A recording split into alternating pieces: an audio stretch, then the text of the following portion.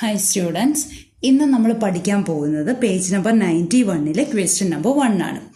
അപ്പോൾ അത് ചോദ്യം ഇതാണ്: √2 + 1 × √2 - 1 അതിൻ്റെ വാല്യൂ സോൾവ് ചെയ്ത് കഴിയുമ്പോൾ അതിൻ്റെ വാല്യൂ 1 ആണെന്ന് പ്രൂവ് ചെയ്യണം.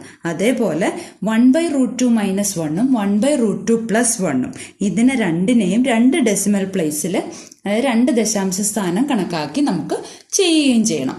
അപ്പോൾ ആദ്യം നമ്മൾ ചെയ്യുന്ന ആദ്യത്തെ പാട്ടെന്ന് പറഞ്ഞാൽ 2 രീതിയിൽ നമുക്ക് ചെയ്യാം. അതായത് ഐഡൻറ്റിറ്റി ഉപയോഗിച്ചും അല്ലാതെയും. ഇനി ഐഡൻറ്റിറ്റി അറിയാൻ വയ്യാത്തവർക്കും എങ്ങനെ ചെയ്യാം എന്നുള്ളത് ഞാനിവിടെ കാണിച്ചു തരാം. ഇതാണ് നമുക്ക് സോൾവ് ചെയ്യേണ്ടത്. അപ്പോൾ 2 ബ്രാക്കറ്റാണ് കിടക്കുന്നത്, ഇതിനെ തമ്മിൽ മൾട്ടിപ്ലൈ ചെയ്യാണ് ചെയ്യേണ്ടത്. അപ്പോൾ ഇതിനെ നമുക്ക് ബ്രാക്കറ്റ് ഓപ്പൺ ചെയ്യാം. അപ്പോൾ ഐഡൻറ്റിറ്റി ഒന്നും അറിയണ്ട. ഇപ്പോൾ √2 × √2 എന്ന് പറഞ്ഞാൽ √2 × √2 ആദ്യം, പിന്നെ √2നെ -1 കൊണ്ട് ഗുണിക്കണം. അപ്പോൾ +√2നെ -1 കൊണ്ട് ഗുണിക്കണം. ഇനി 1 കൊണ്ട് ഗുണിക്കുക √2നെ, +1 × √2, ഇനി +1 × -1. ഇത് നമ്മൾ ഇങ്ങനെ ബ്രാക്കറ്റ് ഓപ്പൺ ചെയ്യുന്നത് നമ്മൾ കഴിഞ്ഞ ചാപ്റ്ററിൽ പഠിച്ചതാണ്. അപ്പോൾ അത് അറിയാവുന്നവർക്ക് ഇത് എളുപ്പമാണ്. അല്ലെങ്കിൽ തന്നെ ഞാൻ ആരോ മാർക്ക് ഇട്ടിട്ടുണ്ട്. അപ്പോൾ നമുക്ക് പഠിക്കാൻ എളുപ്പമാണ്. ഇനി √2 × √2 എന്ന് പറയുന്നത് 2 ആണ്. ഇനി √2നെ 1 കൊണ്ട് ഗുണിക്കണം. ഏത് സംഖ്യയും 1 കൊണ്ട് ഗുണിച്ചാൽ ആ സംഖ്യ തന്നെയാണല്ലോ. പിന്നെ ഇവിടെ ഒരു മൈനസ് ഉള്ളതുകൊണ്ട് മൈനസ് ആണ് √2. ഇവിടെ 2 പോസിറ്റീവ് ആയതുകൊണ്ട് പ്ലസ്. ഇവിടെയും 1 × √2 തന്നെ. ഇനി 1 × 1 1 ആണ്, പക്ഷെ ഒരു മൈനസ് ഉള്ളതുകൊണ്ട് -1. ഇനി സെയിം സംഖ്യ ഓപ്പോസിറ്റ് സൈൻ കിടക്കുമ്പോൾ അതങ്ങ് ക്യാൻസൽ ആയിപ്പോകും. പിന്നെ ബാക്കിയുള്ള എന്താ 2 - 1. 2 - 1 എന്ന് പറഞ്ഞ ആൻസർ എന്താ 1. അപ്പം നമ്മൾ തെളിയിച്ചല്ലോ. ആദ്യത്തെ പാർട്ട് കംപ്ലീറ്റ് ആയി. ഇനി നമുക്ക് രണ്ടാമത്തെ പാർട്ടിലേക്ക് പോവാം. ഇതാണ് നമ്മുടെ രണ്ടാമത്തെ പാർട്ട്, അതായത് 1/√2 - 1. ഇതിനെ നമുക്ക് 2 ദശാംശ സ്ഥാനം, 2 ഡെസിമൽ പ്ലേസ് കറക്റ്റാക്കി എഴുതണം. അപ്പോൾ നമ്മൾ ഒരു കാര്യം ശ്രദ്ധിക്കേണ്ട എന്താന്ന് വെച്ചാൽ, ഡിനോമിനേറ്റർ അഥവാ ഛേദത്തിൽ റൂട്ട് വന്നാൽ ആ റൂട്ടിനെ നമുക്ക് മാറ്റണം. അതെങ്ങനെയാണെന്ന് പറഞ്ഞാൽ, ഇപ്പോൾ ഒരു ചെറിയ നമ്പർ അപ്പോൾ 1/√2 ഇങ്ങനെയാണ് വന്നതെങ്കിൽ നമുക്ക് ആ √2നെ ഇട്ട് മുകളിലും താഴെയും ഗുണിച്ചാൽ മതി. ഇപ്പോൾ 2 ഭിന്നസംഖ്യകൾ, 2 ഫ്രാക്ഷൻസ് തമ്മിൽ ഇവിടെ ഗുണിക്കുകയാണ് ചെയ്യുന്നത്. 2 ഫ്രാക്ഷൻസ് എങ്ങനെ ഗുണിക്കുന്ന? ന്യൂമറേറ്റർ തമ്മിൽ ഗുണിക്കുക. അതായത് 1 × √2, മുകളിലത്തെ 2 കൂടെ ഗുണിക്കുക, താഴത്തെ 2 കൂടെ ഗുണിക്കുക. ഇപ്പോൾ 1 × √2 എന്ന് പറഞ്ഞാൽ √2 ആണ്, √2 × √2 2 ആണ്. ഇപ്പം നോക്കിക്കേ, ചോദ്യം ഇതാണ്, 1/√2 എന്നുള്ളതാണ് ചോദ്യം. ആ ചോദ്യത്തിൽ റൂട്ട് ഉണ്ടായിരുന്നു ഡിനോമിനേറ്റർ അഥവാ ഛേദത്തിൽ. പക്ഷെ ഉത്തരം നമ്മൾ കണ്ടുപിടിച്ചു വന്നപ്പോൾ ആ ഛേദത്തിലല്ല, ഡിനോമിനേറ്ററിൽ ഉണ്ടായിരുന്ന റൂട്ട് സിമ്പിൾ പോയി. അപ്പൊ അവിടെ എന്താ ചെയ്ത? സെയിം സംഗതി, അതായത് ഡിനോമിനേറ്ററിൽ എന്ത് വന്നോ അതിനെ ഇട്ട് മുകളിലും താഴെയും കൂടെ ഗുണിച്ചു ആണല്ലോ. പക്ഷെ ഇവിടെ √2 ഒറ്റയ്ക്കല്ല, √2ന്റെ കൂടെ ഒരു -1 ഉണ്ട്. അപ്പോൾ ആ -1 എന്താക്കും? ആ -1നെ, അതായത് 1/√2 - 1 എന്നുള്ളതിന്റെ മൈനസ് ആണ് വന്നെങ്കിൽ പ്ലസ് എടുക്കുക. √2 + 1 കൊണ്ട് മുകളിലും താഴെയും ഗുണിക്കുക. മനസ്സിലായോ? ഇപ്പൊ നോക്കിക്കേ, ഈ താഴെ കിടക്കുന്ന ഇത് രണ്ടും എന്താ? നമ്മൾ നേരത്തെ ചെയ്ത ചോദ്യത്തിന്റെ ഉത്തരവാണ്. നമ്മൾ നേരത്തെ ചെയ്ത ചോദ്യം എന്താ? √2 + 1 × √2 - 1 ആണ് നമ്മളോട് ചോദിച്ചത് നേരത്തെ ചോദ്യത്തില്. അപ്പോൾ ആ വാല്യൂ നമ്മൾ ഇവിടെ കൊണ്ടുപോയി ഇട്ട് കൊടുക്കുകയാണ് ചെയ്യുന്നത്. ഇന്നിപ്പോൾ നോക്കിക്കേ, √2 - 1 × √2 + 1 ഇത് രണ്ടും ഭിന്നസംഖ്യകളാണ്. ഭിന്നസംഖ്യകൾ ഗുണിക്കുന്നത് അംശങ്ങൾ തമ്മിൽ ഗുണിക്കുക, ഛേദങ്ങൾ തമ്മിൽ ഗുണിക്കുക. അംശത്തിലെ ആദ്യത്തെ നമ്പർ 1 ആണ്. 1നെ ഏത് സംഖ്യ കൊണ്ട് ഗുണിച്ചാലും ആ സംഖ്യ തന്നെയാണല്ലോ. അപ്പൊ √2 + 1 ഇതെന്താ? ഇപ്പൊ ആദ്യത്തെ പാർട്ട് നമ്മൾ ചെയ്ത എന്താ? √2 + 1 × √2 - 1ന്റെ ഉത്തരം എന്താ? 1. അപ്പൊ ഛേദത്തിലല്ലേ, ഡിനോമിനേറ്ററിൽ √2 + 1 വന്നാൽ ആൻസർ എന്താ? √2 + 1. അത് തന്നെ. മനസ്സിലായോ? നമ്മളോട് ചോദിച്ചിട്ടുണ്ട് 2 ദശാംശ സ്ഥാനം കണക്കാക്കി എഴുതണമെന്ന്. ഇപ്പൊ √2ന്റെ വില നമുക്കറിയാം. √2ന്റെ വില എത്ര? 1.4142. അതിന്റെ കൂടെ 1 കൂടെ കൂട്ടണം. 1 കൂട്ടുമ്പോൾ എന്ത് വരും? 2.4142. ഇനി 2 ദശാംശ സ്ഥാനം കണക്കാക്കി എഴുതണം. അപ്പൊ ദശാംശത്തിന് ശേഷം, ഡെസിമൽ പോയിന്റിന് ശേഷം ഉള്ള മൂന്നാമത്തെ നമ്പർ നോക്കുക. മൂന്നാമത്തെ നമ്പർ 5 അതിൽ കൂടുതലോ വന്നാൽ ഈ നമ്പറിന്റെ കൂടെ 1 ആഡ് ചെയ്യുക. ഇവിടെ 4 ആണല്ലോ, അതിൽ കുറവല്ലേ, 5 കുറവല്ലേ, അപ്പൊ ബാക്കിയുള്ള ഈ 2 നമ്പർ എടുക്കണ്ട. ആൻസർ 2.41. അപ്പൊ ഇത് മനസ്സിലായല്ലോ. ഇതുപോലെ തന്നെയാണ് നമുക്ക് അടുത്ത ചോദ്യവും ചെയ്യാനുള്ളത്. നമ്മുടെ അടുത്ത ചോദ്യം ഇതാണ്, 1/√2 + 1.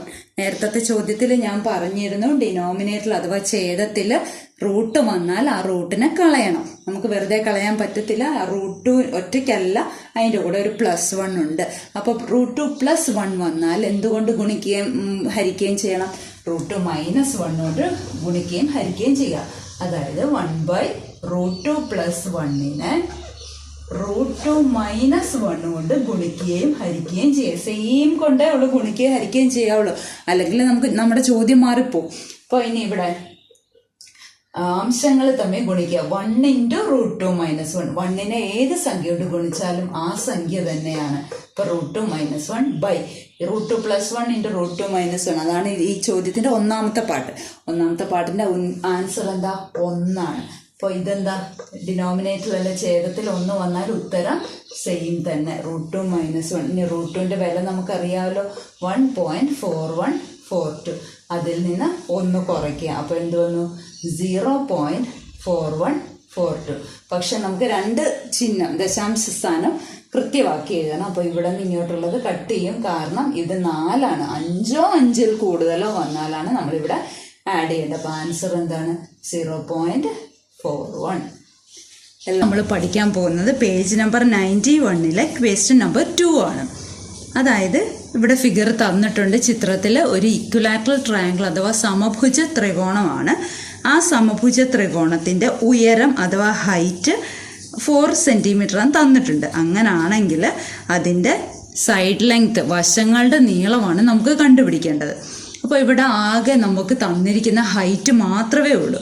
പിന്നെ നമുക്കറിയാവുന്നത് ഇതൊരു ഇക്വിലാറ്ററൽ ട്രയാങ്കിൾ അഥവാ സമഭുജ ത്രികോണമാണെന്ന് നമുക്കറിയാം. മാത്സ് എന്ന് പറയുമ്പം നമുക്ക് പല രീതിയിൽ കണ്ടുപിടിക്കാവുന്നതാണ്. നമുക്ക് എപ്പോഴും ഏറ്റവും എളുപ്പമുള്ള രീതി അതാണ് നമ്മൾ ഉപയോഗിക്കേണ്ടത്.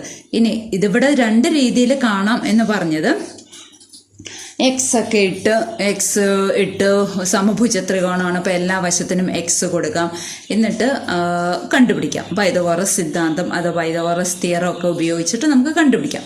അല്ല എങ്കിൽ നമുക്ക് വേറൊരു എളുപ്പ രീതിയുണ്ട്, അത് അടുത്ത വർഷം നമുക്ക് ആവശ്യമുള്ളതാണ്.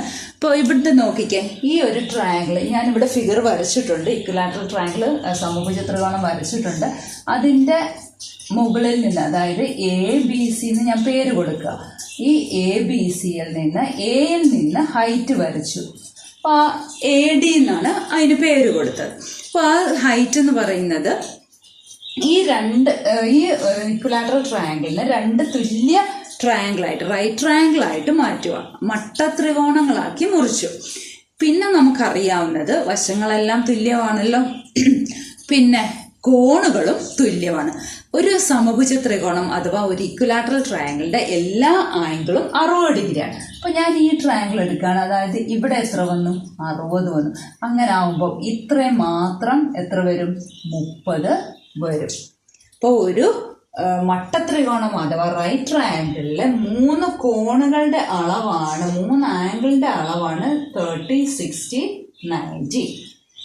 അപ്പോൾ ഈ 30 ഡിഗ്രി ആംഗിളിന്റെ കോണിന്റെ നേരെ എതിർവശത്ത് കിടക്കുന്ന സൈഡിന്റെ നീളം, അതിന്റെ റേഷ്യോയാണ് 1:√3:2 ആയിരിക്കും.